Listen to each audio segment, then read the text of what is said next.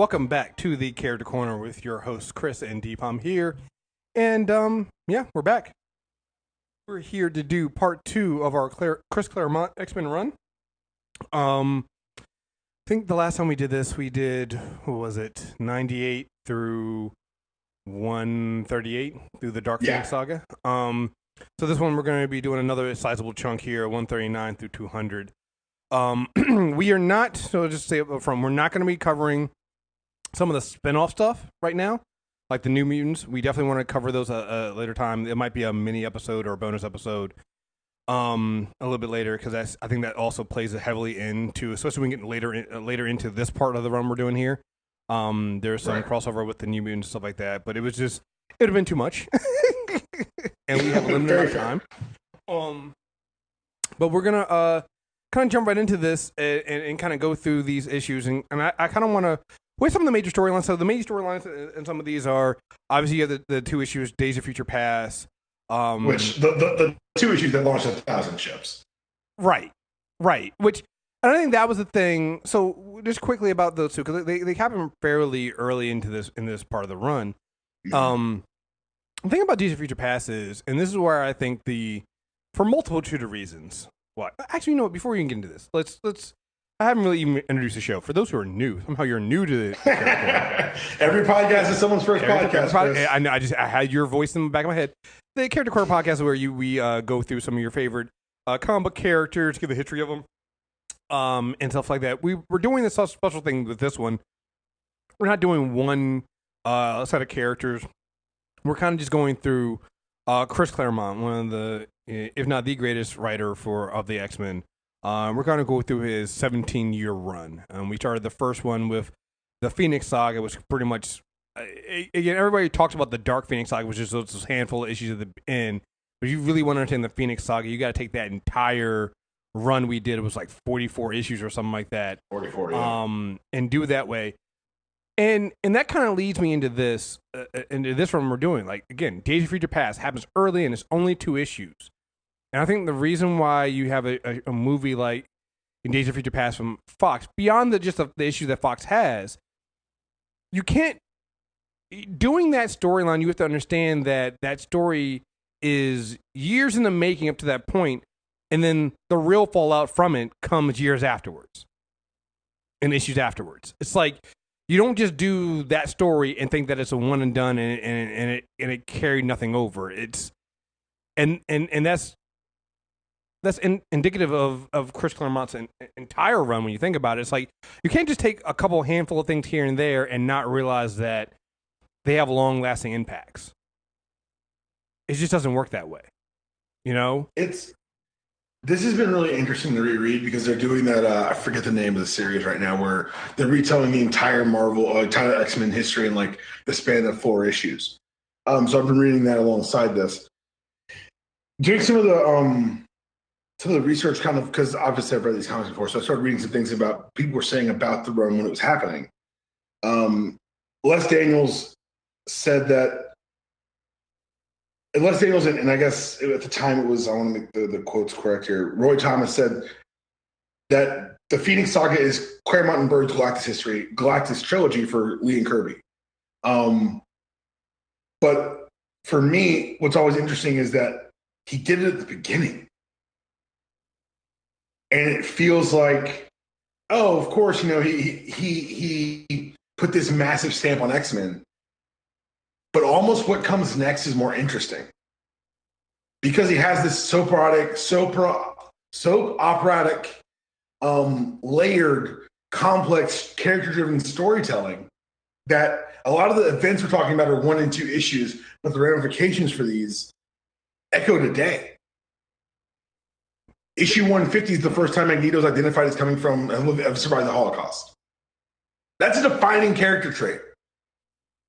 Mm-hmm. That Chris Claremont was like, you know what? That seems like it'd be help better shape his worldview, and it did. And we'll get into 150. The events that happened in 150 end up going into that issue 200 where we end at, which is the trial of Magneto. Like, it's so funny. So we did a nerd off with Rod and Karen. I did a nerd off with them. It wasn't this week. I think it was last week, and we were talking about that. I think Rod's also kind of going through some of the Chris Claremont run. he was talking about, he's like, it's good stuff. He's like, but it's so wordy. Like, there's so many words. And he's right. And it doesn't make it bad or anything. It's a different, you have to be prepared for it. It's not like today. And again, this is not to denigrate the writing or the artwork from back then. It's just that it's a different style today where I feel like sometimes like the writer still writes and the writer still comes up with the script, but a lot of times they can now have it so that the artist tells a lot of the story without having the words there. Back in the day, it wasn't like. So, go ahead. No, go ahead. So what you're talking about is Marvel method. So basically, Marvel method is that writer writes the script, drawer just draws around it, and the words have to kind of fill in the blanks. They've become kind of, especially in-house at Marvel, it's become somewhere between Marvel method and like full script. Mm-hmm. To where you're right, and I think also you're right that the advancements in the abilities of artists and technology available to them allows them to play more subtly, so you don't have to over-explain. But when you read Claremont, it's the era of thought balloons and caption boxes, and editor's notes. It's a lot of ancillary supportive material that now you kind of have access to, but it's not presented in a way that makes it feel as urgent. When I was reading an old X-Men comic and it said, see this story in New Mutants, and it's just about like why these two characters aren't speaking. Yeah. I'm like, oh, I gotta read the New Mutants book. Yeah, it made you this urgency of, oh wait, gotta read this, and some of you read, you're like, oh, you could have explained that. Oh, so he burned her pancakes, so they're not speaking. Right. It's like, seems. But it goes into, I think that. And again, there's definitely in the thought bubble era, there are definitely some times when it's way overdone, unnecessary, and especially if you're not a writer of Chris Claremont's caliber, it becomes it's one of the things, it doesn't stand the test of time. The reason why Claremont stuff does, though, one, the artwork's so good. I know I can't remember who was the artist who led. Was it John Byrne? Cockrum. I know Cockrum. Oh, John Byrne and Cockrum, and then I think it's Arthur Adams comes on in annual 9. I think Cockrum did the one. There's an issue. I think it was 170. Whoever the artist is for 170, which is the one where you have Storm fighting Callisto for leadership of the Morlocks. Oh, the panels for that are just fantastic, because at one point, Callisto throws a knife to Storm to catch. Because like, can't use powers, and the knife is coming towards Storm. She just stands in the next panel. It shows her hand going to catch it, and at that moment you see where Callisto realizes she fucked up. She's like, and there it is. Right, and you're just like, oh shit, and then you get Nightcrawler, who doesn't seem to understand what's going on, going, oh, but it's all a bluff, Storm doesn't kill, and so Callisto's gonna realize that, and it's like you later find out that Storm whoops Callisto's ass and stabs her and almost kills her.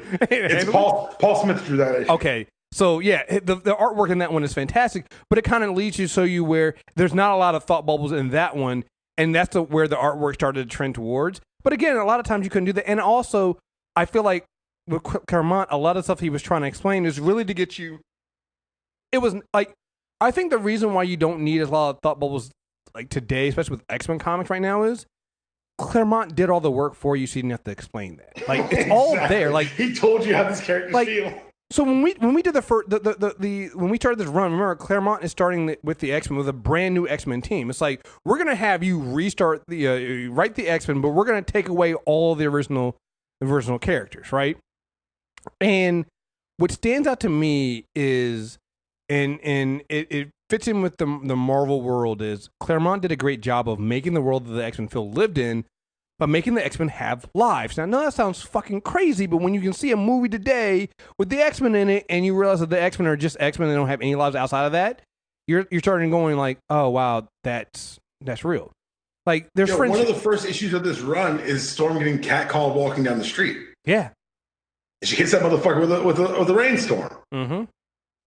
Yeah. And you get her whole entire dialogue, and you get her picking up Kitty from dance practice. Like, you're right; they feel like they have actual fucking lives. That's a great point. Well, it's like, so you mentioned the kitty with going to dance. So Stevie Hunter, Stevie Hunter. So they made Stevie Hunter a black woman who was instructed at the dance studio, and there's this whole thing that goes on for the longest time in this run, where Storm likes Stevie, they're friends, but she's also kind of jealous of the relationship that Stevie has with Kitty, Because another thing, and we talked about this when we did the first set of runs about how Storm was best friends with Jean. Here, you have in this run, because going forward, there's two characters that you see as you get a lot of the prism of what the X-Men are about. Obviously, it's Kitty Pryde, who is the youngest member of the X-Men, and so until they form the New Mutants, she's really that window of getting like younger, the younger audience, younger readers invested into the X-Men. Because while it's technically a school, it wasn't a school. They weren't. Ain't no teaching going on. Ain't no teaching going on. I mean, there's teaching of death and how to kill, or how to fight. But there's no real teaching going on there because Kitty's really the only student you see. But the other person is Storm. You get a lot of, because Storm has been made the leader of the X-Men because after Jean's death, Cyclops has left. So Storm is now the leader of the X-Men. So those are two characters you get a lot of the story of the X-Men from. It doesn't mean that you don't get stories from other people's perspectives or anything like that, but it always usually comes back to Storm and Kitty in a lot of these things. And if you think about it, this is I guess at this point we're the 80s or late 70s, early 80s. Right. And you have a black woman and a young Jewish girl as being your leading characters for a comic book. And I'm just gonna piggyback on what you just said there, because it can't be. Okay, so there was some internal, external. I don't think anything leaks from Marvel Studios is not supposed to leak, but there was some debate about the veracity of the title X-Men. I think it comes up even in Dark Phoenix, the movie that I refuse to watch. But this is where it starts, and in 1980, it is a ballsy move to take what you've launched, what you've turned into one of the top teen books in the world, and say our viewpoint characters are going to be these two minority women. And the voices, and to not only say that, but the most powerful members on the team, most prevalent members on this entire team will be women. That's one of those things that I think Chris Claremont, like, I guess we kind of roll it into his credit, but I think it can't be said enough. The shot he took in making these the viewpoint characters. It was a shot. He did not have to do that. Well, remember, this group of X-Men that came in from X-Men Giant Size were put together to sell toys. Mm-hmm. and to appeal to an international audience. It really was a marketing ploy. And it could have stayed a marketing ploy. It really could have. But Chris Claremont took that and was like, all right, cool, we're not going to make it a marketing ploy. We're actually going to make this an ingrained part of who the X-Men are. So you have Stevie Hunter, a black woman, as a side character who repeatedly pops up in all of these issues. Like, she's always there. And then you have this ongoing thing with, at first I was like, wait, is Stevie like a bad person? Because Storm was like really kind of jealous of her and Kitty. And come to find out, it's like Storm was an orphan. Her parents left her. So she takes Kitty under her wing, and Storm basically becomes Kitty's mother. Like, this is another one of the things we don't talk about when we talk about Storm. She's basically Kitty's mother throughout these entire things. There's a time in here where, I can't remember what the issue is, but it's the one where Emma switches bodies with Storm, and so Storm is in Emma's body, and there's a moment in there where Storm and Emma's bodies convince Kitty and Stevie Hunter to kind of drive them to the Xavier School because they got to stop Emma in Storm's body. And at one point, Kitty leans her head out of the car, faces the car, and leans out the car to look to see if anything's there.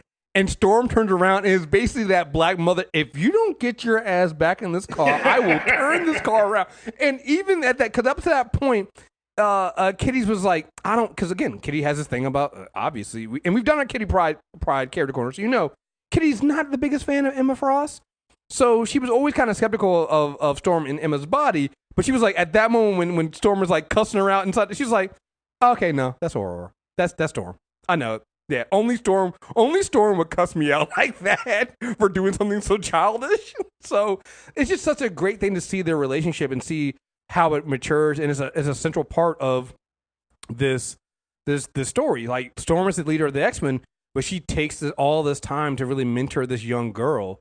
And again, we've talked before about how Kitty and Wolverine worked out, but there's also the Storm and Kitty relationship there, and it's an important thing, and it's all part of what Claremont built in here. So, and it's so cool, like, as we get started off here, like the Days of Future Past thing, it's 2 issues, but it's such a defining 2 issues. 142, I think, has that amazing cover with Wolverine getting fried by the Sentinel. The one before that is all the slain and apprehended posters. Yep. And it's just, I think it's so cool that they were able to fit so much mythos building stuff in 2 issues because. So I'll have to look it up before the next podcast. The X-Men series they're doing where they kind of boil everything down in a series of years in 1 issue. They play out an entire timeline and then have it play out poorly where Sentinels win, and then that's how they set up these Future Past and send them back. It's very interesting, like the little subtleties, the way you can retroactively tell the story. But even in that story, that's such a pivotal moment for the X-Men and kind of for what it would be for history. But at the time, it's just a 2 issue arc. Then after that, you get the Kitty versus the Demon and then the Cyclops stuff. And you're like, wait, it doesn't feel like it's going to come together. And then you watch it happen. And it's so cool, I guess, particularly now as grown-ups having already read it before and go back reading it again, knowing where we're going to end up. It's so cool to watch the seeds get planted. Arcade and Murder World. Like, it's just something that that issue spawned that series issue spawned a video game for Super Nintendo. It wasn't just Super Nintendo. I think I had it on a Sega. It was all the 16. I remember it was called they turned it. It wasn't Murder World, but when I was reading this issue, it was like Murder World. No, it's Arcade World. Oh, you can't call it Murder World and sell it to kids. You can't do it that way. Oh, that makes sense. But you're right. Like Days of Future Past. I think that's why when they did it for the movie, it made me so upset because Days of Future, the true legacy of Days of Future Past isn't really those 2 issues. It's what spawns afterwards. It's what comes afterwards, where you end issue 42, and you realize like, wait, did they really change everything, or did they? Because it seems like it's still going to happen, you know. And then you start seeing these little things going on as you go forward, and it's just. That's the importance. You can't just do Days of Future Past once and think that everything is done and never connect to it again. No, that you could possibly start a franchise with that and then go through a series of movies that show you that when you thought was going to end it ends it right back at the beginning. Something like that. Like they could have done something that way. They didn't bother to do it. But yeah. We're definitely getting some more of these issues, but one of the things I wanted to kind of point out is, and kind of going along the lines of what they did here, they're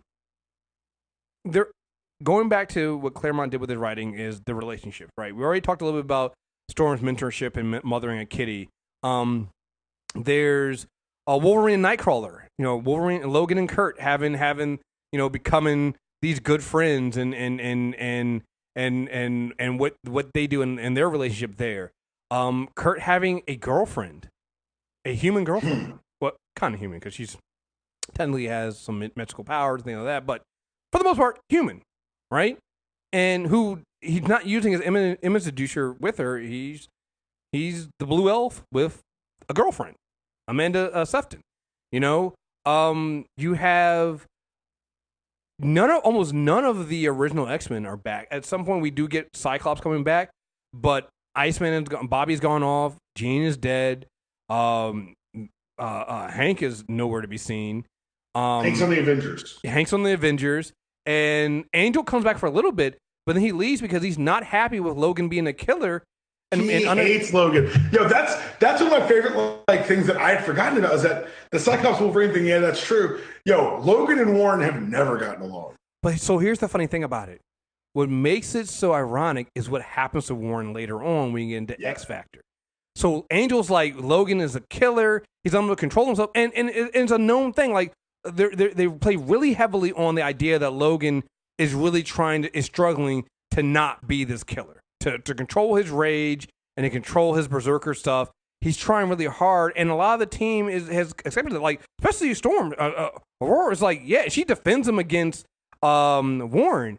It becomes so unique though when you think about what later happens when Apocalypse takes Warren and turns him into Archangel. He literally then ends up becoming the same thing like Logan, a killer who's unable to control himself and spends so much of his time trying to control that killer instinct from coming out, and that comes to a head when we did our our X-Force, our Uncanny X-Force run when Warren's dealing with a lot of stuff there as Archangel. It's like it's all of these seeds and these relationships and things that Claremont seeded here.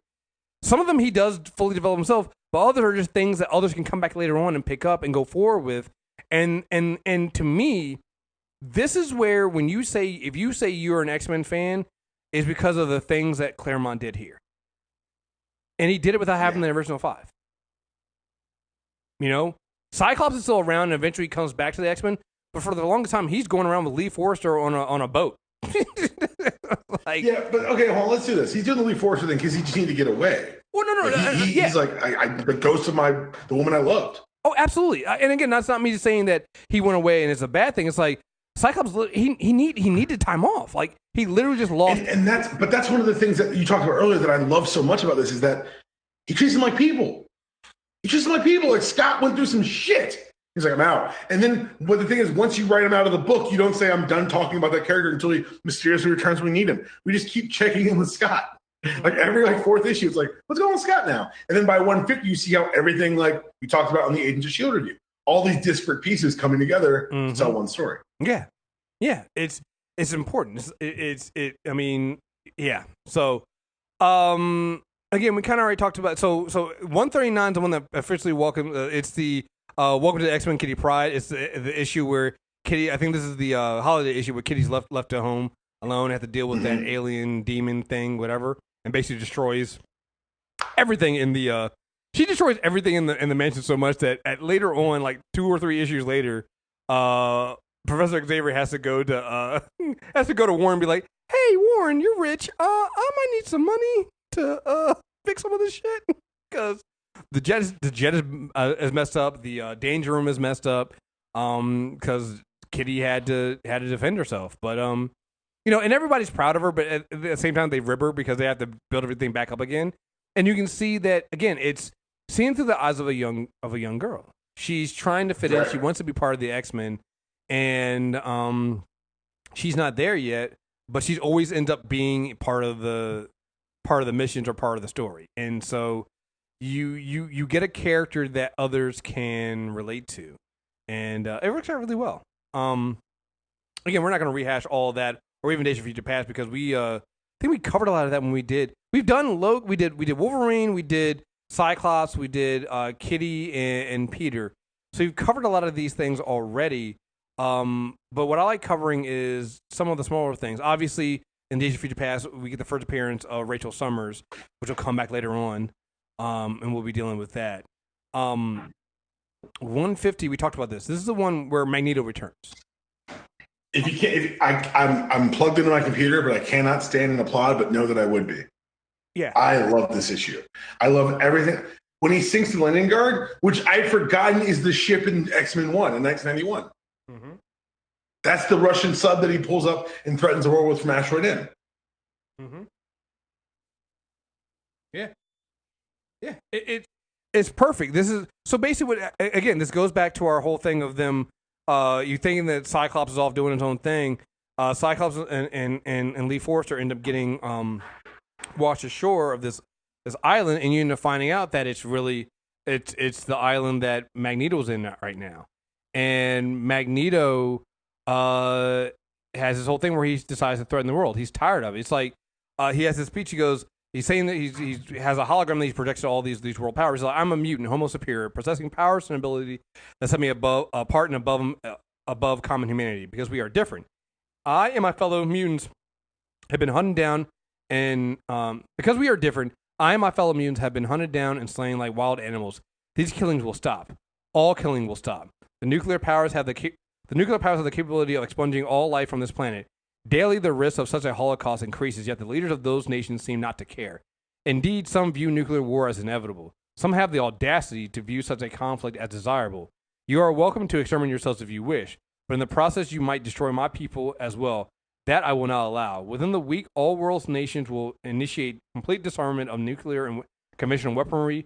Any state which refuses to comply with these terms will be destroyed. Any foolish enough to open hostilities with me will not survive to regret it. Yeah, this is a yeah. yeah. It's the reuniting of the X-Men. It's when Cyclops comes back. It's one of my favorite issues of all time. Like, it's so good. Yeah, this is where, like, so I think it's Russian. The Russians try to fire weapons against try to destroy Magneto and fire the weapons. He destroys their ship, sinks their ship. There's a ship that later comes up in 200, and like you said, it comes back to the one that he reanimates in X-Men 1. He brings up from there. It has far-reaching implication here, because also the X-Men show up, and at one point Magneto thinks he's killed Kitty, and Storm goes in a rage, and Magneto's basically like, "Kill me, I deserve it. I just killed a child." It ends kind of abruptly with them finding out that Kitty was not killed, but you have Magneto saying, "Yes, only it has been played on." Let's see. Let me see what he said. Get the whole thing. As a boy, I believed. As a boy, I turned my back on God forever. Kill me if you wish, when Rider. I will not stop you. Only it has been played on me. I believe so much in my destiny and my own personal vision that I'm prepared to pay any price, make any sacrifice to achieve it. But I forgot the innocents who would suffer in the process. Can you not appreciate the irony, Aurora? In my zeal to remake the world, I have become much like those I have always hated and despised. The dream was good, is good. Only the dreamer has become corrupt, says Storm. It is too late to change. I am too old, and I have lived too long in my hatred. So be it, Magneto. The choice is yours. Give me the child. No, she says, "Give me my child." Yeah, give me my child. Yes. Yeah, you're right. Again, it's another laying down the foundation that Storm really believes that and treats Kitty as her own child, as she should. I mean, she basically raises this little girl. But it kind of again, this is Claremont's been doing this for a while. Claremont is the one who takes Magneto from just being the terrorist into someone that we look at and go, huh, maybe Magneto was right. This is where so many writers rolling back. Right. That's what bugs me, because we moved him forward in Uncanny X-Men 150. Yeah. This is the Magneto. It's the one that I think it was in the classic X-Men, the little extra they did, and I think it's in 12, where they kind of show Magneto. You get a hint of it there, where Magneto saves that family from the burning, from burning to death. You see Magneto has his why he is the way he is and where he got to where he is, and it gives you more. It gives you more foundation on why he's doing what he does, and it makes sense. He says here, he's talking when Lee Forrester says something to Magneto. He said, "Freedom, Miss Forrester. There are more people starving today than there are those who can truly call themselves free. I offer peace and a good life, or a swift and terrible death. The choice is theirs. For myself, I am tired of seeing things as they are, and asking why of dreaming of things that never were, and asking why not.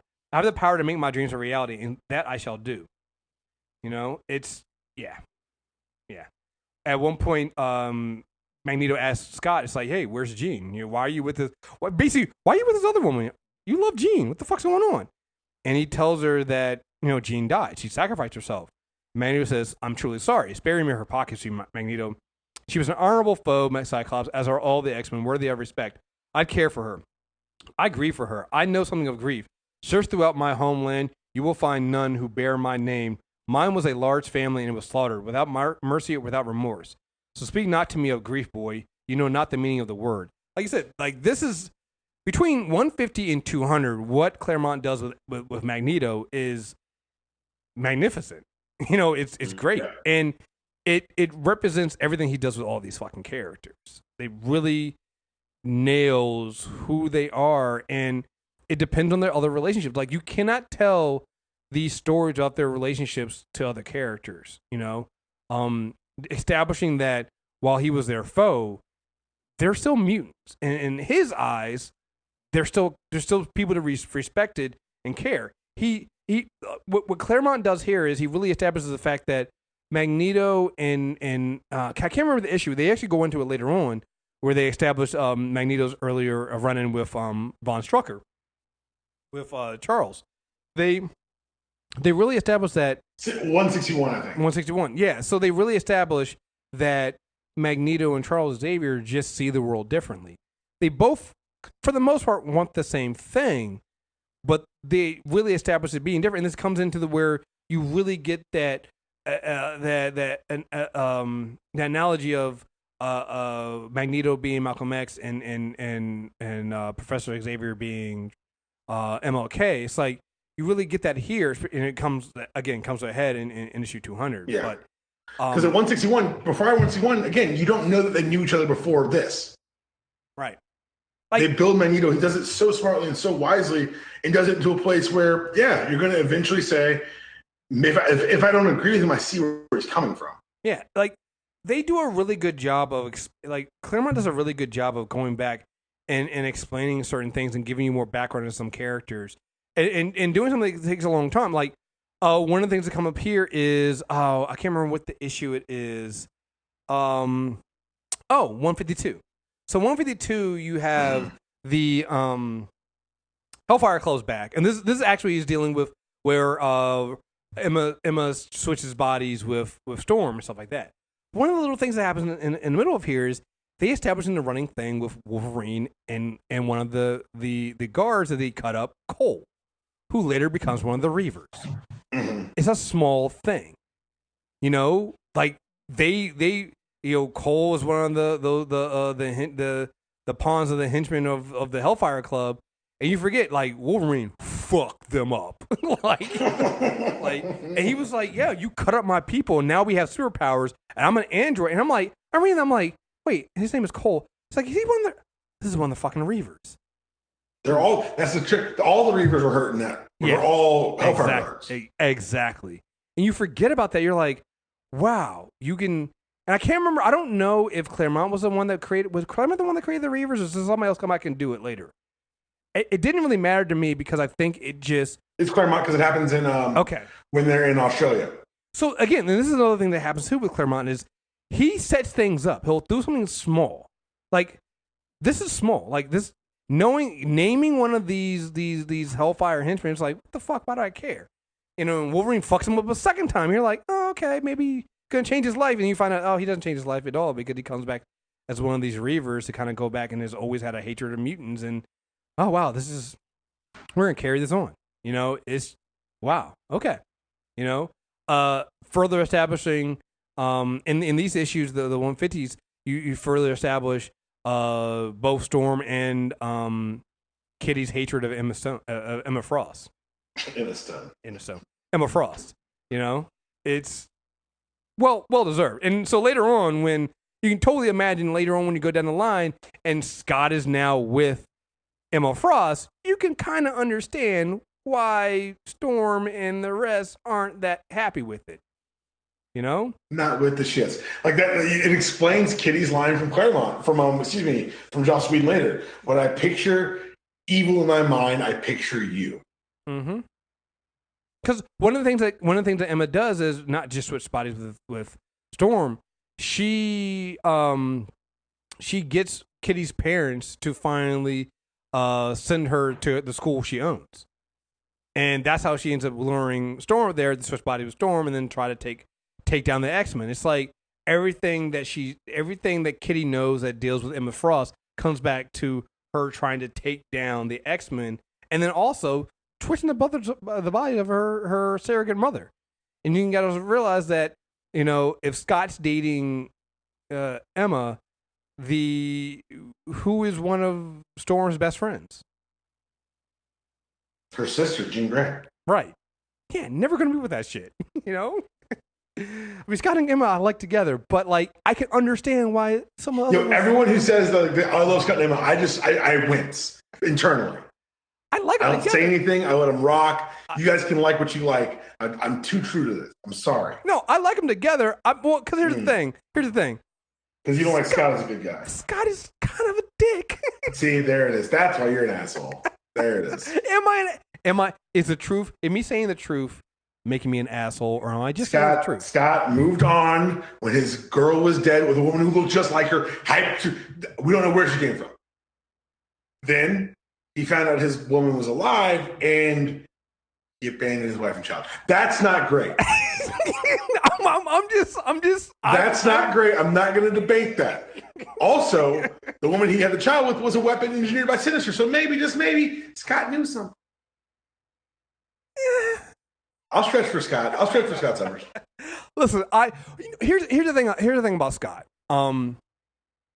He's a complicated character, but I feel like all the characters that Claremont wrote were complicated characters. After 20 years, after 30 years, he goddamn better be. Well, not even that. Like I would say, in this, in reading these, like because when you read certain issues on their own, you can it makes Scott look worse than it is. When you read everything that Scott, again, the idea that Scott didn't just leave the X-Men and Claremont didn't just abandon him only for him to come back and be like, hey, here's Lee Forger I'm dating, or here's, there's this woman who looks just like Jean, they were calling Maddie, looks the spinning image of Jean, and I'm dating her now. That's what happened. You get these issues of Scott basically going, hey, listen, I'm going to get on this boat and work as a crew. I just need to go out and do something else other than be an X-Men right now. I need to, I'm trying to, clear my head because the woman I love is dead. You have when Lee and him are stuck on this deserted island before they even meet up with Magneto, Lee pretty much comes on to him and he's just like, listen, I can't right now. It's like, I'm still grieving Jean. Like when he... and Lee's response is, I'm not trying to date, I'm trying to fuck. Let's go. I'm like, dog, I read that shit and I was like, hey, Scott, hey, Scott, she ain't looking for emotion. She ain't looking for attachment. She's just looking for the dick. She's like, I need some comfort, you whiny bitch. Right, yeah, right. We're on a deserted island right now. Your girl's dead. We don't know if we're gonna survive this right now. I just want some human comfort, yo. Come on, dude. She's like, my dad just died. What the fuck is wrong with you? Like, of course I'm not trying to date you dumb blind ass. Right. I ain't looking for commitment. What the fuck, yo? Come the fuck on. But you see that he's going through all this stuff. Like, when he sleeps, he mentions Jean's name. It's like it's a whole thing. And even with the thing with Maddie. Even then, he came clean with her and was like, "Whoa, listen, I'm probably with you because you look just like Jean." And it's like, and so you get the idea that Scott on his own is still struggling with what's going on. Like his love is for Jean, and even when we say, "Hey, Jean and Scott and Emma are together," and I like them together, even Emma herself knows that she is second fiddle to Jean. Even she knows that. So. But it's established by Claremont in this run, and you see the complications. You see the when Scott finally does come back to the X-Men, when they go and they defeat when the X-Men end up converging, just like again we talked about with Agent Shield converging, and they find Scott and they're like, oh okay cool, let's take down Magneto. Come back, Scott is back. The rest of the X-Men are staying on the island because Professor X is like. Yeah, let's stay here for a little bit because everybody's coming at us in the mansion, so maybe we should just stay here. And then the mansion really gets destroyed because it's Storm and Cyclops back there, and even they're talking, and it's two funny things that I like in the issue that they have. I want to say it's like it's not 161, maybe it's like what is it? It's like. Will they fight for leadership? No, because that's after. That's after 200. So right. That's not it's the one where they're like. It's when they Scott basically comes back to the X-Men. And they team up with Corsair. Yeah, they team up with Corsair. It's like it's in the mid 150s. It's like mid 150s. So what I like about there's two things I like about that issue. One, it shows the different ways of how the X-Men train. Right. And so in this training exercise, it was Storm versus Cyclops, and they used their powers. And it was like. Playing like wall ball, but with their powers. Like Storm, the rules were Storm couldn't touch the ground and had to use her wind powers, and Scott had to use his eye beams. And it was just like they got a good workout using their powers using this way because it had to be skill, and they basically tied. It's like Scott used his experience and Storm used her skill. It's one of those little touches that we don't see in X-Books anymore because everything's got to be so big and bombastic, but. They did this in an issue of X Factor years later when Alex invites Scott over and is like, I'm struggling with leadership, and they just play handball using their powers. Yeah. And Alex wins because we're not going to get into who's more powerful, but yeah, Alex wins. Right. And so it's it's good. So it ends up in a tie, and they was like, yeah, we keep tying on both sides of this. And the same thing that and because and I think at the same time the Danger Room is still broken, and so they had to find different ways to use their powers. So earlier, a couple of issues before then, they were talking about Wolverine and Nightcrawler were talking, and they were like, hey, yeah, you know, we've been holding our skills at the Danger Room because we basically go on these hunts. And Nightcrawler goes, because you always win them. That's why you like them. It's like, hey, yeah, you know, you still owe me like 29 cases of beer because I always end up catching you. But like, it still allows them to hone their skills, and you see that they can work. Even if they don't have the technology, even if they don't have the danger without the crutch, and it makes you wonder why all the X movies, when they're like, we can't use technology for the Danger Room. Right. Fine, show them some other way of training, you lazy fucks. Right, there's a way to do it without that. But then you get after they're done, Storm and Scott are talking. And, you know, Storm asked him, like, do you want to take back leadership? And he's like, thought about it, but it's like, I gave it to you and you're doing a good job. I don't even know if I want to be an X-Men right now. I don't know if I want to come back. It's like, I'm still struggling with, you know, Jean being gone. And then Corsair shows up. And then Corsair also goes, oh, yeah, Scotty, by the way, I'm your dad. And Storm's like, yeah. And then Storm's like, he's telling the truth because I knew when Jean found out and Jean promised me not to tell you. And Jean also promised him like, so it's like, and Scott's like all this stuff like, I feel betrayed because you guys were our friends, you didn't tell me, and he was like, but we were also honoring Storm's like, yeah, I was honoring the wishes of my best friend, so nah, nigga, I wasn't gonna tell you, so I just was gonna go to my grave. Storm's always so direct with Scott, I love it. Right. Well, and I think that's the other thing too that carries on when you see them later down the line. So when you get Scott being wrong later down the line, and Storm's like, no, you're fucking wrong here. You know, it's like, we're friends. I'll follow you into Earth, but I'm going to tell you when you're wrong. And Storm's always been direct with everybody, you know, and they do it's just such a great job of character development with their, you know what it is with Storm in these books? You know what it reminded me of? The way that they use Monica Rambeau in the Avengers run. Mm. Because again, you have a black woman being the leader, and the lens of what they do is through her, and she's got the respect of the entire team. There's no question who the leader is. There's no question. There's even at some point when Scott's like, I would have done something different, blah blah blah, comes in and tries to do that, and everybody's like, no, we're gonna follow Storm because Storm is. What's even wilder is that as we talk about this, there's something that's even, I don't want to say pushed further, but like, you got to remember, it's so funny. I was doing the reread. They just start throwing Carol Danvers in the background of this motherfucker. So I was going to bring that up. So, because we talked about this briefly when we did. She's in 150, just like on the boat with Peter Corbeau and Professor X. Right. So this is around the same time that the Reaper Carol Danvers happens, and we come back, and Claremont's basically like, you guys can't have your toys anymore. I'm taking them back. And he takes Carol Danvers back, and Carol Danvers then becomes an integral part of the X-Men, because it's also around the same time. It'll be the first appearance of Storm. The first appearance of Rogue in Avengers Annual 10. And Rogue takes Carol Danvers' Miss Marvel powers. And Carol joins the not joins the X-Men, but is basically an X-Men liaison or whatnot.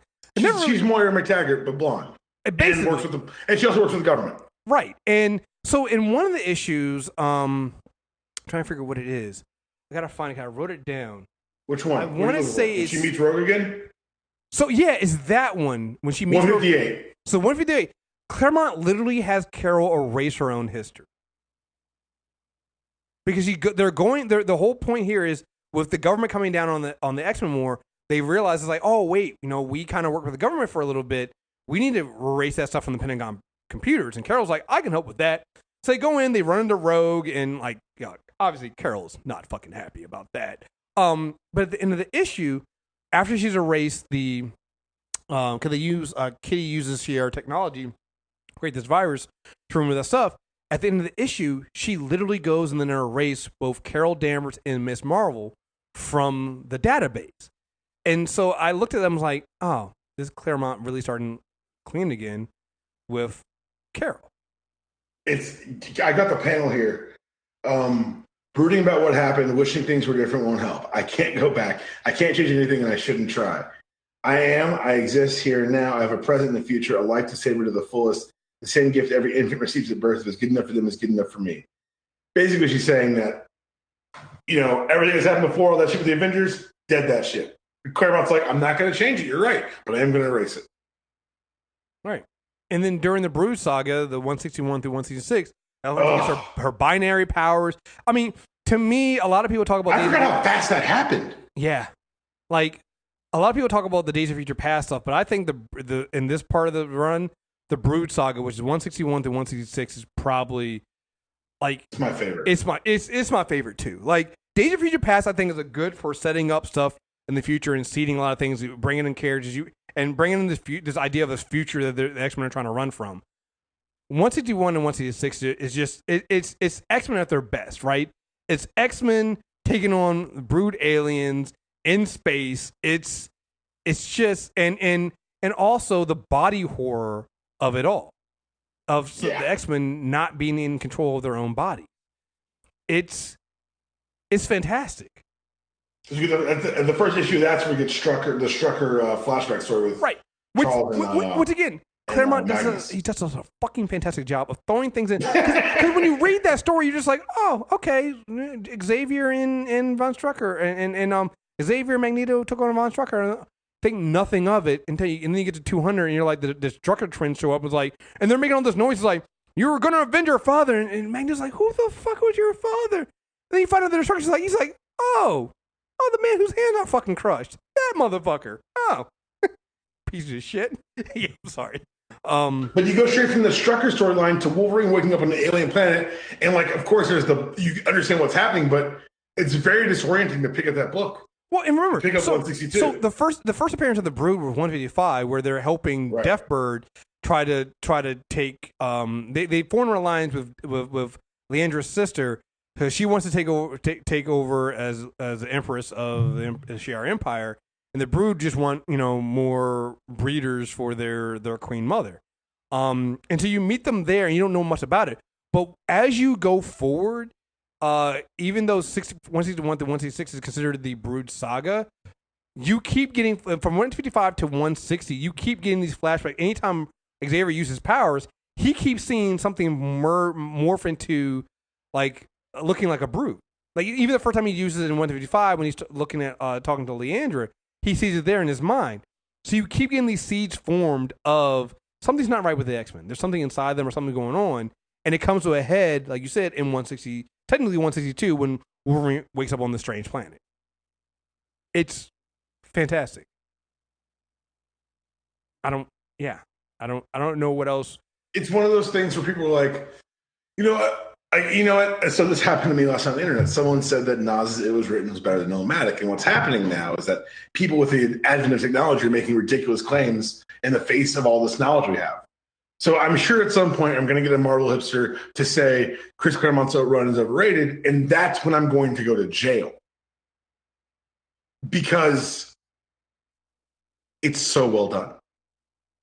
Like the Brood saga, for some reason, has not been picked up, thank God, by anyone else trying to do this. But if you wanted to start there are like 4 X stories you tell. There is Cure. Mm-hmm. There's Sentinels, there's Internal Threat, and there's Aliens.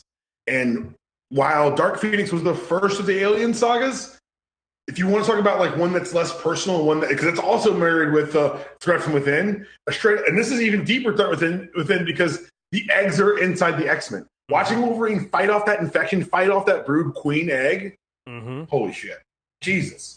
Yeah, and that cover is fucking amazing too. Oh my God, Chris. I'm so glad we're doing this, by the way. Yeah, no, that cover is fucking fantastic. This is quote unquote work. Yeah, that cover is fucking fantastic. 162? Yeah. Yeah. This is, and we're jumping ahead and we're saying the Brood. Maybe you guys don't know the Brood. They're basically. I'm trying to think. I'm wondering, did this issue come out? It had to come out. It came out after Alien, didn't it? I'm going to look up right now. I believe it did. 82. So it was around that. So I think the first Alien movie was 69. Alien was 79. 79. So it makes Yeah. sense. So this is 82, and I think Aliens came out around 82 as well. Right. Or actually, Aliens was 86.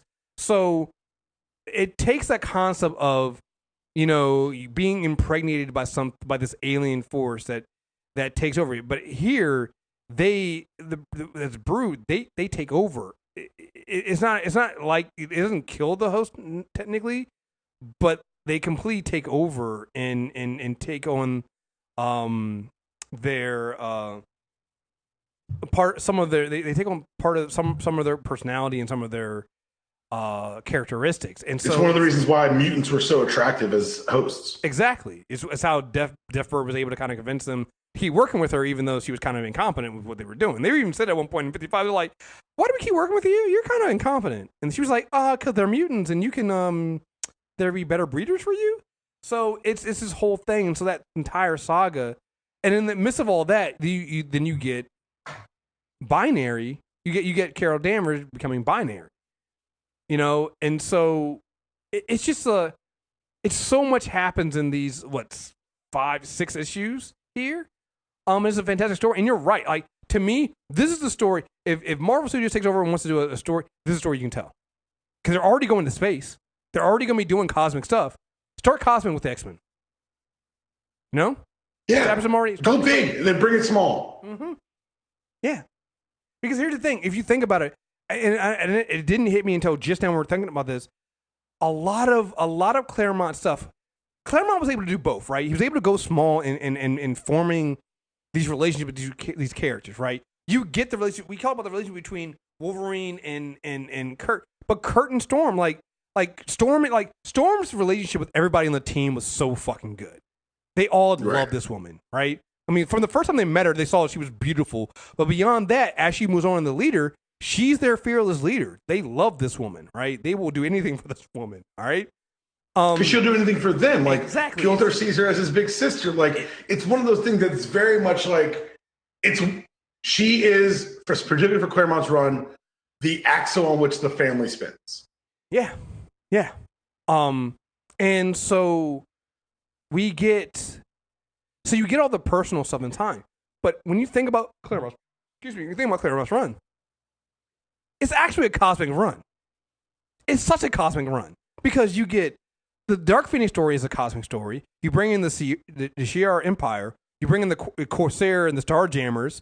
You bring in the Brood. Like, there's so much. Carol Danvers. Like, everything is actually this big cosmic story that's being told. Well, at the same time, you get issues like 150 or 200 that bring it back to Earth and are dealing with Magneto and the discrimination that mutants are facing, you know, by humans. Like, it's incredible how, or you get these one-off stories where you have, you know, Kitty Pryde going to, you know, staying home during Christmas and all this other stuff happening. You get a story with what happened with Illyana and why she's all of a sudden goes from like a 7-year-old child to 13 because of the battle with the demons. It's like, the way he tells these stories and the kind of stories you get, they go from small to big to back to small to back to big, and it doesn't feel out of place. You know, it feels right every time. And everything connects. Everything matters. You know, everything matters. It's fucking crazy.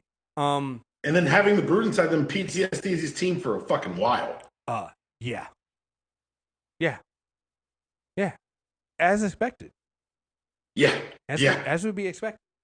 168, the first appearance of Madeline Pryor. AKA not Jean Grey, Jean Grey. 69. So earlier in the run, I can't remember what issue it was. You get the first appearance of Calaman. And it's like early on. Like, I want to say it's like, it might be in the 40s. I'll look it up right now. I want to say it's like 146 or something like that. Because he tries to kidnap Kitty. 148. 148. 148 is the first appearance of Calaman. And he mentions that he comes up from the ground. He's mentioned that he didn't know there are any other people like him, i.e., mutants. That's why you're trying to take Kitty back down underground with him. And he don't make any mention of him. He's like, he disappears at the end. It was Jessica Drew was hanging out with Storm. Again, just the way that you just had these random characters pop up in these X-Men stories to hang out. Like Spider-Woman was hanging out with Storm and Storm, Stevie Hunter, Kitty Pryde, and Dazzler. Because Dazzler's performing at the club that they're at, and yeah, they're all just hanging out. That's 148. 20 issues later, because again, he disappears and he goes back underground. And he's like, because they offered him, it's like, you come with us this morning. He's like, no, he goes back underground. 168, you find out that he wasn't alone. I'm sorry, 169, you find out he wasn't alone. There's this whole group of underground mutants called the Morlocks. Yeah, 168's got that big splash page at the beginning. Professor Xavier's a jerk, which is awesome. Yeah. And you get the establishment of the Morlocks. Callisto has Angel kidnapped because Angel's gonna be her new mate. And the X-Men go to rescue Angel. And again, we get the infamous fight between Storm and Callisto, where Storm fucks up Callisto. Real bad, like. Right. But it also kind of goes to the thing. Remember, we just talked about this. This happens after the Brute Saga. So, again, some of the things, and again, we're not going into super detail here, but it's like, to me, you can tell these stories without giving the super detail, but by giving the actual character development that's happening here. Along with Wolverine, Storm's also been kind of dealing with integrating into this new culture and society. Remember, she's a goddess, all right? At one point when she's fighting, she gets her body back. She fights Emma. She almost kills Emma. I think another time when Doom, the whole murder world thing with Arcade and Doom, she also kind of loses it then. She's always struggling with the idea that at any point she could turn, and I think this is why she kind of sympathizes with Wolverine. At any point she understands where Wolverine comes from. She understands that desire to just kill a motherfucker. Like, why not? And she thought she did. She thought she killed, was it Garnak? Yeah, she thought she killed him in the last series when they first fought Magneto. And so she's always dealing with this in her. So when she fights Callisto, and it's like, and they're like, it's to the death, and she's basically like, y'all sure y'all want to do this? And she almost kills Callisto, and Kurt's like, hey, you almost hit her in her, you kind of stabbed her in the heart, and she could have died. Their heel wasn't there, and Storm basically hits her with hit him with the Ivan Drago. If she dies, she dies. Here you go. I got the pen right here. You stabbed her to the heart, Aurora. What were you aware of that? I knew that when I made the challenge, what had to be done, Kurt. I never expected that of you. You did it, Callisto. That was her mistake, motherfucker. If she dies, she dies. I wish a motherfucker would. But again, this goes back to what my thing is. People go, oh, this is why we need a Storm movie. It's like, I can only get behind a Storm movie if it's in the context of her around these other characters. Not because they define her. Thank you. But because they show you. They help define her. They do. It's like she's a goddess. She's above them. It's like you need to kind of show, like, she's different. Like, Storm is not like everyone else. She's a leader, and she needs somebody to lead. She's a leader. She's a mother. She's all these things. It doesn't mean you can't center a story on her, because again, this run shows you can. You can definitely center a story on Storm. It's just Storm's story. But you need to put it in the context of everybody else to really show what truly makes her better. Because again, and that's true for most X-Men. You know, what makes them stand out is the fact that they're around the other X-Men, and you see how they complement the team, or why they're a leader, and all these other things going on. Because I think shortly after this is when Storm's powers are taken away, because I can't remember when Rogue joins the X-Men. The next issue, 171. 171. Okay, Storm joins the X-Men in 171. And again, there's another little short thing Claremont does in one of those early classic X-Men things. We'll kind of explain some of the stuff that goes on with, gives more insight into Rogue's background with Rogue, Mystique, and I think was it Destiny? I think it's Destiny. Right? Yeah. And it kind of showed, it gives you the whole thing about Rogue kissing a boy and him losing his powers, and him almost getting in a coma and things like this. She's really well done, and you kind of understand that Rogue's kind of been this character that's been manipulated her entire life by a villain. But Rogue joins the X-Men, and is 71 also gets her ass kicked by Carol Danvers. Oh yeah. Because as she should. That relationship never really heals after that. I can't remember which one it was. Was it later on the line when we had Rogue and Carol still dealing with each other? And they did it actually recently, like a couple months ago, in Carol's new book. Ah, got you. They did it again, and I thought they kind of came to a peace. Not a peace, but an understanding. Yeah, you gotta come. You can never come. They'll never like. They agree that they'll never like each other. Yeah, of course not. And here's my thing: when it says we'll never like each other, at some point, Rogue, you can't say you don't like Carol. Oh, that's one of the things about the recent issues. Rogue's like, I get it. Yeah, it's like you can't. Yeah. We go right from there to Rogue getting introduced to Wolverine in Tokyo, and you want to talk about fleshing out a character? Yeah. Holy shit! Wolverine's getting married? Yeah.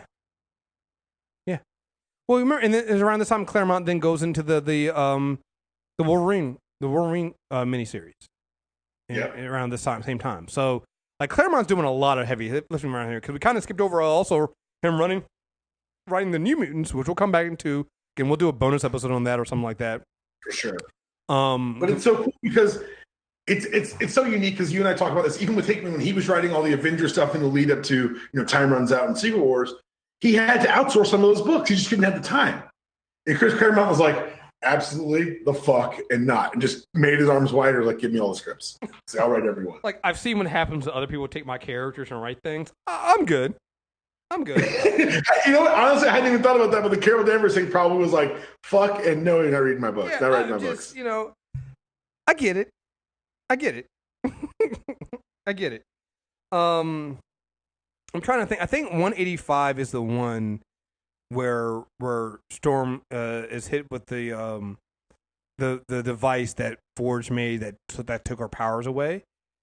And so you get Storm without her powers, but it doesn't mean that Storm's completely gone, right? Right. And so again, and I think that's one of the difference between this and what they did with Monica. Like, once Monica loses her power, she basically leaves the Avengers, and her story kind of ends there. I almost want to say Storm's is almost kind of just beginning. No, I don't want to say just beginning, but it's like she carries on because her powers weren't the only thing about Storm that made her a good leader and made her a good character. And we'll get into 201 as the leadership fight. We'll deal with that in the next series we do on this. But trying to think. There's a couple of smaller things in here, but I think the biggest one that we end with is going to be 200. Well, let's go before that because I want to talk about Rachel's arrival. Oh, okay. Yeah. Rachel shows up in, I think, another book, but she eventually makes her way over to Uncanny X-Men. I think she shows up and I think she shows up in New Mutants, I think. I think you're right. You're 100% right. But this is where, like, that 2-issue Days of Future Past, we get confirmation that shit's going to matter, like, big M. Yeah. And it's, as we say, that the fourth pillar is, like, time travel weirdness, or fifth pillar of X-Men's time travel weirdness. This is where that pillar is built. On the back of, like, even the issue you're talking about when Storm loses her powers, there's a scene where professors talk to Aurora, so they leave Rachel in the room by herself. So she calls Scott and doesn't say a word. And you watch her, and they gave panel time to her making the phone call, being unable to speak, and then sobbing quietly. Like, the fact that they were able to say, this is worth half a page. Strictly character building. Served no other purpose. That phone call is never referenced again. Scott's not like, got a weird call from that number, because guess what? Caller ID wasn't a thing back then. So he even says to Madeline, he's like, I think it's just a prank caller. And she hangs up and whispers daddy. Like, it's like little shit like that. It's one of those things that really stuck out to me because it's like, oh man. Also, Jean returns during this time, right? Or is this after this? She shows up in the Fantastic Four annual. I don't know where it falls. I need to pay more attention to the outside books. Yeah, I think she does. I don't think Claremont was happy about that. He didn't like how it happened. He bitched about how it happened. He bitched about that it didn't happen in his book. But it was to launch X Factor, and it was worth it. Sorry, as an X Factor fan, it was worth it. Right. Yeah. It's. I think it's a Fantastic Four 286. 286. Right, and that's when X Factor comes in. Is that before? Actually, I think it's after. We can get more into X Factor after. Because I think we get the seeds of Maddie's pregnant. We get some of that. We haven't gotten full deadbeat dad Scott yet. Not yet, at least. It's coming though. Just know it's coming. Yeah, it's coming. It's coming. But in the later 200, like you mentioned, we start getting issues where they're featuring a lot of the New Mutants working alongside the X-Men. A lot of like one-off stories that you feel are just kind of one thing, but of course they're going to pay off later. Well, in 200, the X-Men just show up because they've been on a side thing with the New Mutants. They've been a crossover with the New Mutants. So it's like, it's a whole big thing. It's like, yo, we've been gone for a while. You know, there's a lot going on at this time, and so we're definitely going to go back and get those New Mutants, that New Mutant run up into this because it's important. But then again, 50 issues after when we last saw him, we get the trial of Magneto. I also get reminded they got turned into a baby at one point. I forgot about that. Well, because that was the defense, right? The defense of Magneto was like, well, they turned him into a baby and he's been reborn, so technically this is a new Magneto? Which I'm like, that is a terrible defense. Magneto should fire everyone in charge. It did, but again, except that it worked. Well, it worked because he also saved everybody. So I just said it worked. Yeah, but what I found interesting was who the people that defended him. It was Charles Xavier, and then I believe one of the legal counsels for the ambassador for Israel. And it's like, again, laying to the fact that Magneto is Jewish, and one of his whole motivations is never again. It's these subtle things that Claremont did to build the characters. Like, it's why when I was talking about this, when we were doing these issues, and it was so many issues to read, I was like, I don't want to get into like the mini details, because a lot of these, I know for a fact we're going to come back to some of these other characters and do character corners on them. And I know for a lot of this stuff, if you go and listen to our Wolverine character corner, again, we gloss over a little bit on the Wolverine thing getting married, because we did a whole Wolverine character corner where we go into that. True. Between him and Kitty Pryde, because remember, there's also the Kitty Pryde and Wolverine limited series. The miniseries, which she becomes Shadowcat. Right. So it's like because right now her name is Sprite, and I love how they Sprite in these awful costumes. These costumes. Yo, listen, that costume with her in the rollerblades, fucking hilarious. Not rollerblades, my friend. Roller skates. Roller skates. Then there's the one where they're when her and Kurt are on the Shire station, and at one point they're using the costume machine, and she turns into Darth Vader. Yo, I was like, it's back when Marvel had the publishing, before they lost and regained the publishing rights to Star Wars comics. She did that, and then another time I could have sworn she put on like a Green Lantern, like Robin Hood costume, and I was just like, oh yeah, she was Green Arrow. Green Arrow, Robin Hood. I was like, they're making, they got jokes. They got jokes. So take shots, right? So yeah. So we cover all. Same thing with Cyclops, and the thing with Rachel and Maddie and Jean. We cover all. That's why these comics are so hard to talk about, because each character is not just like, oh, they're a piece of the team. They're a fully fleshed out. Like, we didn't talk about people that are dealing with the fact that his little sister is aged 8 years by losing her hand for 2 seconds through a portal. Yeah, which is going to be a big fucking deal come Inferno. Yep. So it's like, this is a loose primer or a guide to follow these amazing stories. But I'm telling you right now, like we said earlier, there's a lot of words, a lot of reading, but it all matters. And the reason why I think I like the way we did it this time is because, like you said, we covered some of these things in the other character corner when we go into the characters in depth, or we will in depth when we go into them. But it's also because, like, to me, the defining moment of particularly this run here, like the first part we did when the Dark Phoenix saga was literally the Phoenix, right? It was killing off what you knew about the old X-Men and then rising something new in its place. That to me is the meta commentary of that. It is very meta, because you got to think about it. By the end of that run, almost all of your old X-Men are gone. Even Scott, Jean is dead. Scott has moved on. Hank has joined the Avengers. Angel comes back for a little bit, but then he eventually leaves. Like, it's very much so we're going to pin our hopes on this new team who, again, when they were brought together, didn't work really well together. By the time you get into this run, though, the friendships are formed there. The bonds are there.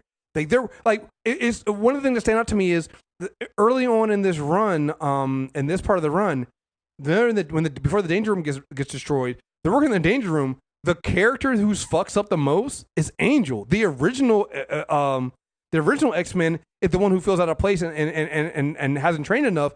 The others are working like a well-oiled machine, you know, and it's such a stark contrast from before.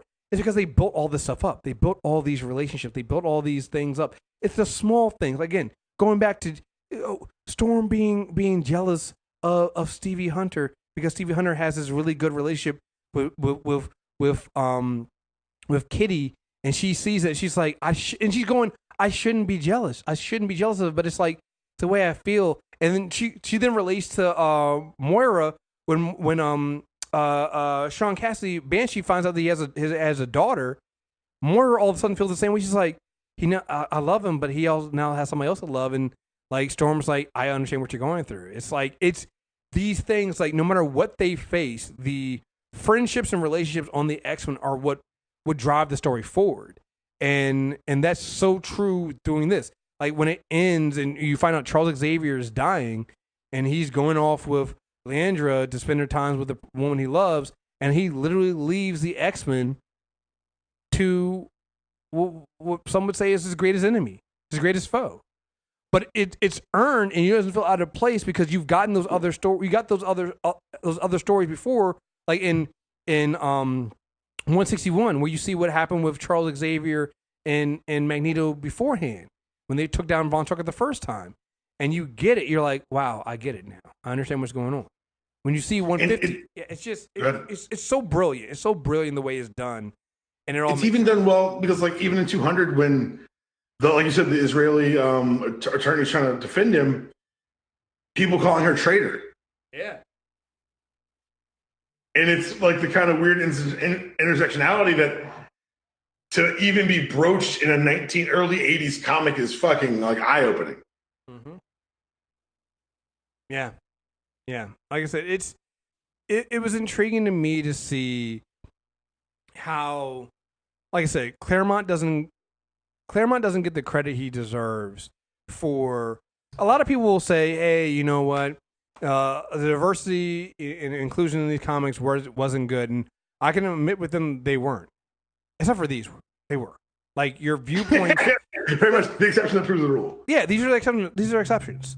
Because, again, your viewpoint is, you know, fully formed female characters that have their own thoughts and. Like, Storm's jealousy isn't her being jealous of another man. Right. It's her being jealous because the little girl she's been raising, that she looks at as her own daughter, is spending time with another woman, and she's jealous in that way, which is a human reaction. And by not making it a man, you eliminate that thing of everything a woman does is centered around a man. You know? And it's done so well. You know, and you gotta love it how they do it. And even with her being at some point being challenged by Cyclops, you know, and her standing her ground. Like these are things that, again, for the time, if you updated the art and did them in today's comics world, people would be like, oh, this is amazing. This is what I'm talking about. This is what I wanted. When you read it back then, you're like, damn, this is great. Like him saving and fixing Carol Danvers. A lot of the new characters you see being made, when I look at it, it's like a lot of them sit around women. They just do. Like, you know, Deathbird, Leandra. That's the storytelling. That's the main part of the storytelling, the whole thing. Yeah. You know, Emma Frost, like Mystique and Rogue. And like when you really go to start hammering it home, a lot of the enemies and a lot of the people that you're seeing are based on female characters. And not just for the time period, but just in general, they're written well. And you gotta love that. You gotta love that at all. So, man. So, I think that pretty much wraps up what I had to say. You got anything else you want to say about these issues? I am madder at modern comics after reading that than I have been in a very long time. I mean, yeah. And I'm not saying it's all. I'm not saying it's a whole. I'm saying because a lot of the stuff we have now, like you said, new golden age, not complaining. It's just that reading thought balloons, reading captions, and like having to go back and reference old issues. That's that shit, man. That's the muck. That's the grime. That's the dirt. Like, it's so nice and everything's cleaned up and the industry's objectively in a better place than it was. But man.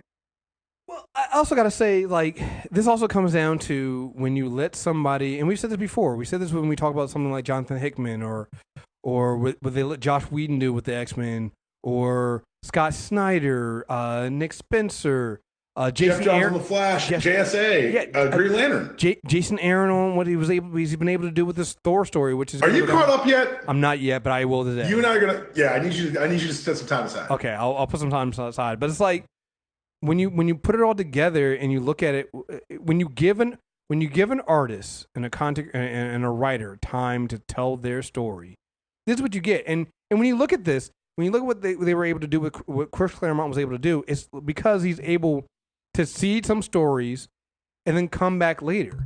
You know, the demon that the creature that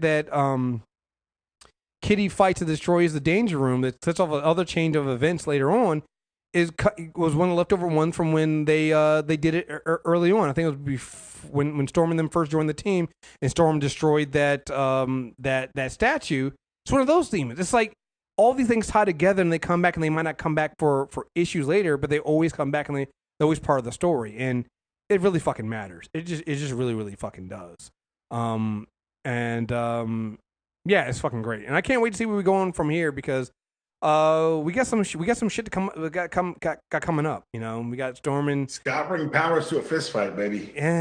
Yeah. It's like, see, you know what? I can excuse Scott because he wasn't there when Callisto got her ass whooped. If he was, he would have known. Yo, I bet they were like, Scott, right. Colossus Nightcrawler was like, hey man, maybe I want to. And Logan's like, how about you guys shut the fuck up? How about that? What do you shut the fuck up? Just calm it down, guys. Again, yeah, I just can't. The relationships that they build between this team here, and the last thing too, because we'll talk about this when we do the bonus episode on New Mutants. This is a team that's different from before. Remember that first, and I think we brought this up the last time. That first team was kids. They were kids. They formed together, and they came. These were a bunch of adults. The only kid here was Kitty, and they brought everybody else together. And it took some while for them to kind of get understanding of each other, but they do. One of the things in here we didn't cover is when Logan goes back to Canada to Alpha kind of fight at the very beginning. Yeah, to smooth things over the Alpha flight, end up taking down the Wendigo. And it's Logan with Kurt. Kurt goes with him to give him some company. So again, you building that bond between those two characters.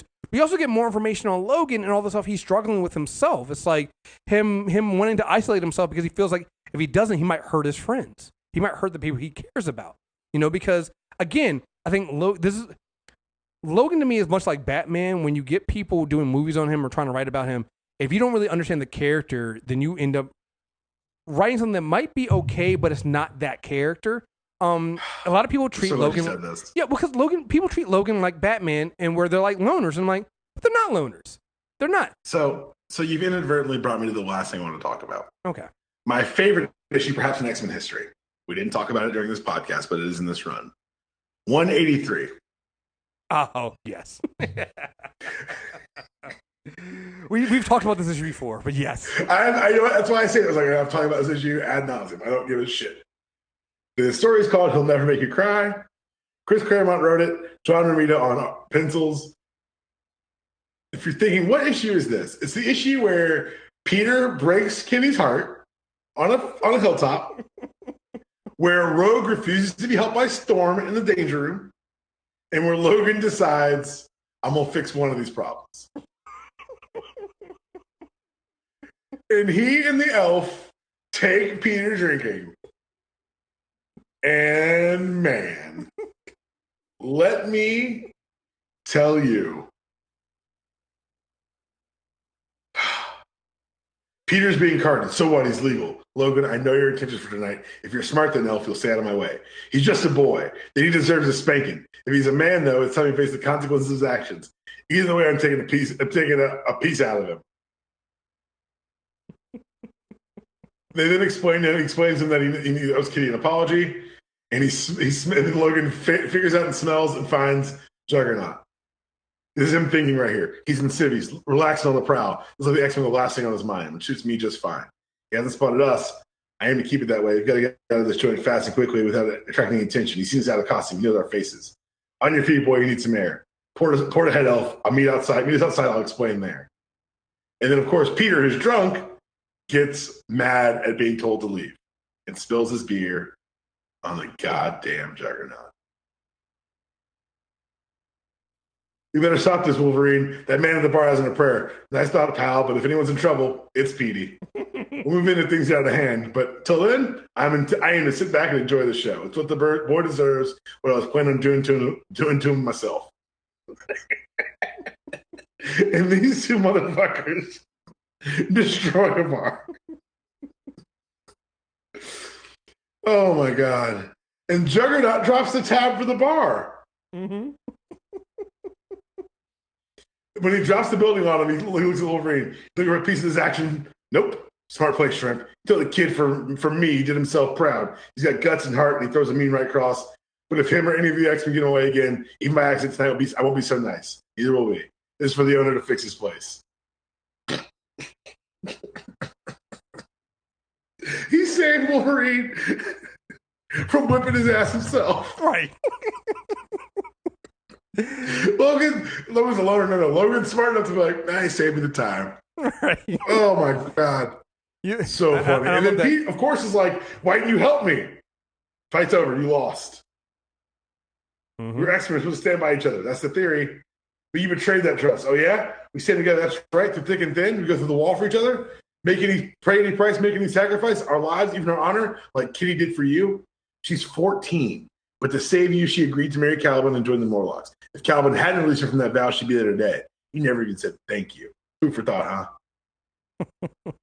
And then it's like a very long he and Elf talking like, look, he fucked up. He had to learn. And Kurt's like, he's young. He's got to learn. I love this version of Logan, like angry dad Logan. Mm-hmm. It's the best. It's the whole thing. The fact that this is a throwaway issue. Yeah. It is a throwaway, straight up. This issue could not have happened and it would have been nothing plot-wise has moved forward. Like Selene shows up, I guess, at the end. And then we get the teases of Mystique throughout. But this is mainly come watch Pete get his ass kicked. Mm-hmm. That's what Claremont does. Even the throwaway issues, even the one-offs where you get John Romita doing a fill-in, which John Marita doing fill-ins. It matters because Claremont made it matter. Because he made every character matter, and therefore all their moments matter. And it makes all the character bonds tougher and tighter. You know, like what Logan does here, it makes him tighter with these other two who end up being some of his closest friends, the closest people he goes to bat for. It's like it's such a classic X-Men story, right? It's also because he didn't do this for himself. It did it for someone else. And that also goes back to the idea of Logan isn't just some loner. He actually, no matter how tough you make him on the outside, people see through it. And the people who know him best see through it too. You know? Storm calls him on this shit all the time. It's like, you're not a loner. You don't want to be alone. Come on. I'm me. You know who you're talking to. I can see through this shit. All right? You know, so we're going to do this. You know, Kurt Logan's not a loner, but yet Kurt always goes with him for things. Logan could just tell him, no, I don't need help. I'm not going. Kurt ports into the car as they're driving to the bar. Mm-hmm. It's just a thing. It's such a and it's like again, it builds these bonds and it makes the team stronger. So when they come together, when things hit the fan, and like you said, you know, hey, Peter needs to be taught a lesson. But after this, you know, if it was some serious shit, of course they're there for each other no matter what. You know, but yeah, of course you can't fuck over family. You can't do this. And again, this thing also goes to why one of the reasons why Logan gets so pissed at Scott being with Emma. You know, that classic X-Men issue with that Whedon did when Logan shows at the end of his bed, basically going like, really? No. The line is, what part of the grieving process is this? Because Logan's an asshole. at the foot of their bed, yo. Good. It's so good. I know we need a comic book club on it, but man, you guys should go check that out via premium. Please a man has a code. What can I say? A man has a code, and this man enforces his. He definitely does. Oh man, this has been great. I love reading. I love going back and reading this. I love talking. Honestly, I just love talking to X-Men. I just do. I can talk X-Men. That's the thing is that low-key that we're gonna have to eventually do an X-Men podcast. Yeah. At some point, eventually, at some point, we're going to sit down and break down and just do an X-Men podcast. Yeah, because we love. You can hear. I hope you guys can hear our voices. This isn't like we're reading material for the podcast. This is like, oh, look at us. We're going to try on this old jacket that's always fit perfectly, and look, still fits. Well, you know what it is, right? It's like, yeah, everybody talks about Avengers now because of what the MCU has done with the Avengers, but like. Right. The X-Men were my first love, and it's because of this. Because of what Marvel. They were the 18. They were the 18 for Marvel for until what, 2003? Well, yeah. 2005? Not only just that, but like the things that makes the MCU Avengers movies so good is what made the X-Men comics so good, right? It's like you focus on the characters. You focus on the characters, the relationships there, and then you tell the story from there. You start internally, and then you build out from there, and you can make that story get bigger as you need to go along. Again, the MCU started with a man in a cave building a suit to escape. It was a weapons builder, a weapons builder, and in the end, it ends with him sacrificing his life to save all of humanity and bring back all of humanity. It's like it's such a way that, and that's how the X-Men stories used to be, and it's why we love them so much. So. Yeah, we'll always talk X-Men. I'm sorry. Yeah, I'm sorry, not sorry. I'm full on not sorry. All right, folks. So we'll be back soon. Hopefully, it won't take us much time as we did last time. Just life is life. Actually, I'm not even going to promise that because this month, D-Palm's going on vacation, and I got San Diego Comic-Con coming up. So there might only be one episode coming out in July. We'll figure out what that is. But we will be back. I'm gonna finally do those shorts because I've got to bank some stuff for one of my vacation anyway. Cool, perfect. So there we go. So yeah, Character Corner on iTunes, Stitcher Radio, Spotify. You can find us there, and we will be back soon. Thank you to everybody who's listening, and again, leave us a 5-star review, and we will read it on air. I know we didn't check today. I don't think we're any new ones, but we'll get them all in on the next one. So again, folks, thank you guys very much for listening. Until next time, we're out of here. Peace.